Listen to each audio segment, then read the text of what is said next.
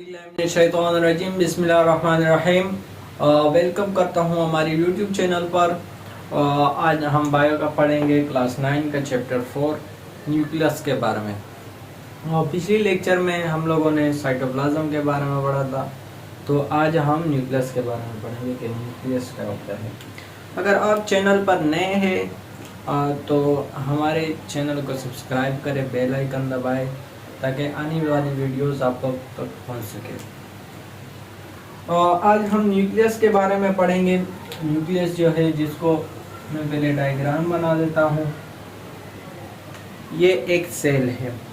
अब मैं इसका सेल मेम्ब्रेन ड्रॉ नहीं कर रहा। अगर आप नई वीडियो पर सेल मेम्ब्रेन का पता नहीं है तो पिछली लेक्चर डिस्क्रिप्शन में दिया होगा, उसमें आप जाके देख सकते हैं। ये है एक सेल और इसमें ये जो है ना, ये न्यूक्लियस है। ये मैं वैसे ही बना रहा हूँ आप लोगों को समझाने के लिए। ये जो है ये साइटोप्लाज्म हो गया और ये जो है ये न्यूक्लियस है। इसके साथ वो भी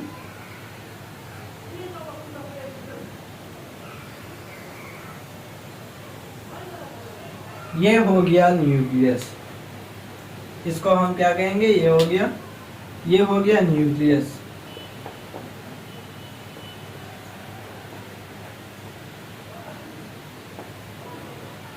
हो गया न्यूक्लियस। अब न्यूक्लियस जो है, ये जो बाहर वाला पार्ट है, ये जो बाहर वाला, ये जो न्यूक्लियस का, जैसे यहाँ पे हम सेल मेम्ब्रेन पढ़ा था, सेल का आउटर पार्ट, तो इसी तरह न्यूक्लियस का जो आउटर पार्ट है, आउटर मेम्ब्रेन है, इसको हम न्यूक्लियर मेम्ब्रेन कहते हैं और न्यूक्लियर इनवलप भी कहते हैं। इसको हम क्या कहते हैं? न्यूक्लियर इनवलप कहते हैं।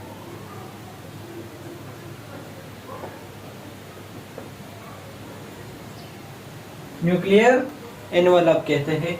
अब इसी न्यूक्लियर इनवलप में जो होते हैं पोर्स होते हैं, जो कि इसमें आरएनए और प्रोटीन और दूसरे मटेरियल जो हो गए हैं उसको एक्सचेंज करने में मदद देता है।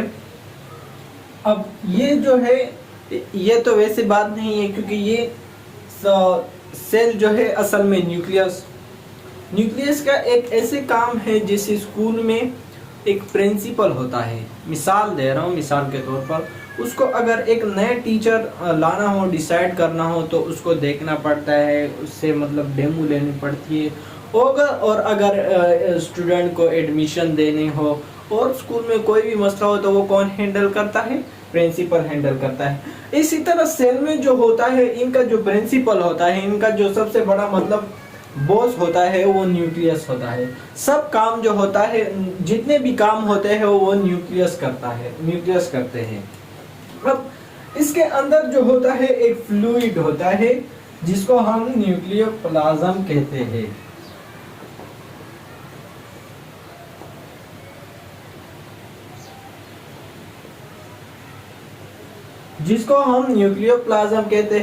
अब इसके अंदर जो है एक न्यूक्लियोलस होता है,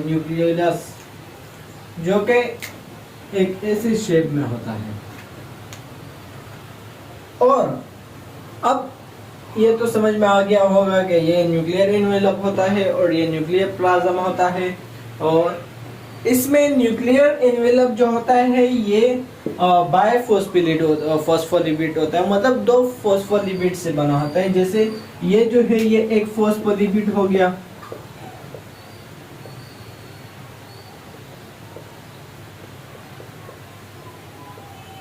ये एक फॉस्फोलिपिड हो गया, और ये दूसरा जो है ये भी फॉस्फोलिपिड हो गया।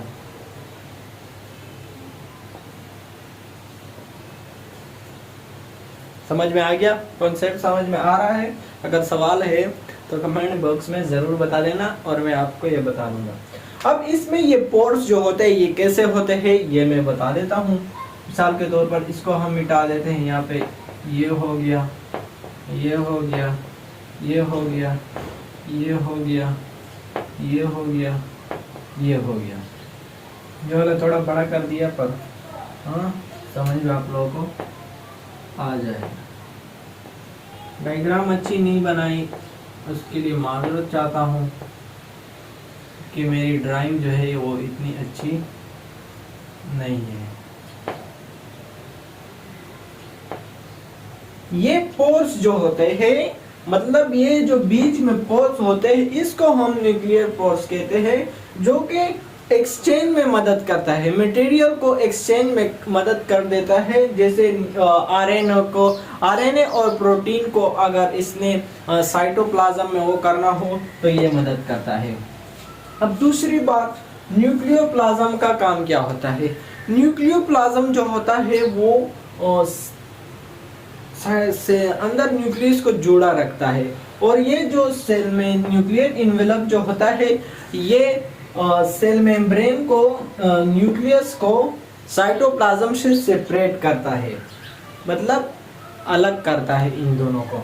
जैसे दो कंट्रीज के बीच में जैसे बॉर्डर होता है, इंडिया पाकिस्तान के बीच में जो बॉर्डर है वो दो कंट्रीज को सेपरेट करता है, तो इसी तरह ये न्यूक्लियर एनवेलप जो होता है वो साइटोप्लाज्म को न्यूक्लियस से सेपरेट करता है। अब आते हैं इस पर, न्यूक्लियस पर। और न्यूक्लियस का असल काम जो होता है वो एग्रीगेशन ऑफ आरएनए करता है।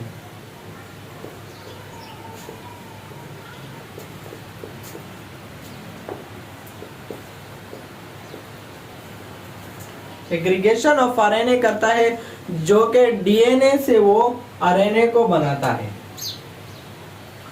और इसमें जो होता है, न्यूक्लियस में जो होता है वो हेरिडिटरी, मतलब जेनेटिक्स मटेरियल होते हैं, जिसमें इसमें क्रोमेटिन मटेरियल होते हैं, इसे इसमें और क्या होते हैं, क्रोमेटिन मटेरियल होते हैं।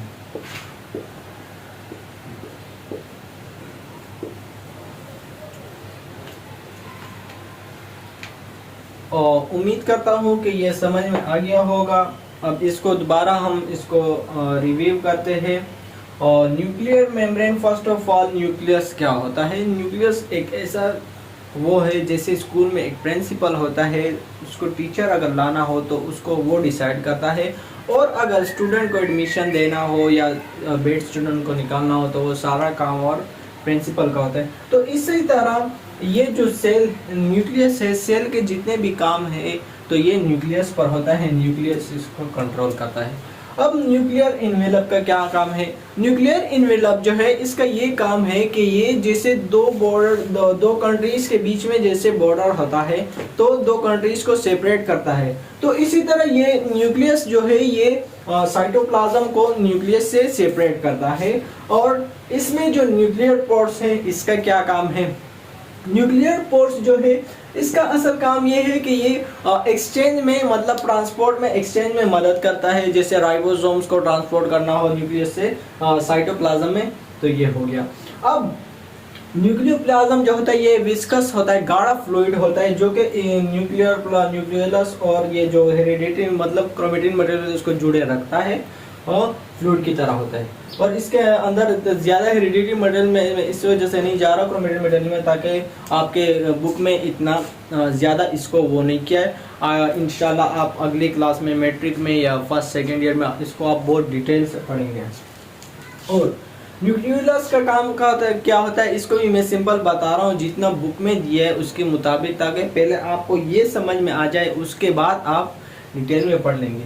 एग्रीगेशन ऑफ आरएनए, अगर कोई पूछे कि न्यूक्लियोलस का काम क्या होता है तो आप सिंपल बता देना एग्रीगेशन ऑफ आरएनए होता है। तो ये आप लोगों को समझ में आ गया होगा। और न्यूक्लियर मेम्ब्रेन जो होता है, न्यूक्लियर एनवेलप जिसको कहते हैं, ये बाइफॉस्फेलिपिड होता है, मतलब दो फॉस्फेलिपिड से बना होता है। अब मैं इसके कुछ पॉइंट है जो मुझे लगा कि ये ज़रूरी है तो मैंने लिख ली है। सेल मेम्ब्रेन न्यूक्लियस जो होता है, इसको फर्स्ट ऑफ ऑल मैंने आप लोगों को लेक्चर के स्टार्टिंग में नहीं बताया, माजरत चाहता हूँ। इसको डिस्कवर किया था रॉबर्ट ब्राउन ने सबसे पहले, और रॉबर्ट ब्राउन ने डिस्कवर किया था 1831 में। और न्यूक्लियस जो होता है वो लार्जेस्ट ऑर्गेनल होता है इन द सेल में, मतलब सेल में।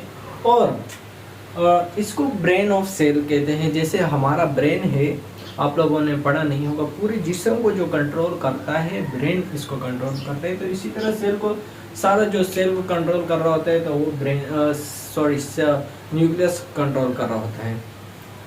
और वीडियो देखने के लिए शुक्रिया। अगर कोई सवाल हो, कोई भी चीज़ अच्छी नहीं लगी हो, कोई मिस्टेक हुई हो तो ज़रूर बता दीजिएगा, ताकि और आगे आने वाली हमारी जो वीडियोज़ है उसमें हम उसको अपनी मिस्टेक से सीखे और उसको सही कर सकें। उम्मीद करता हूँ कि आप लोगों को समझ में आ गया होगा। तो खुदा के लिए अल्लाह हाफिज़, शुक्रिया।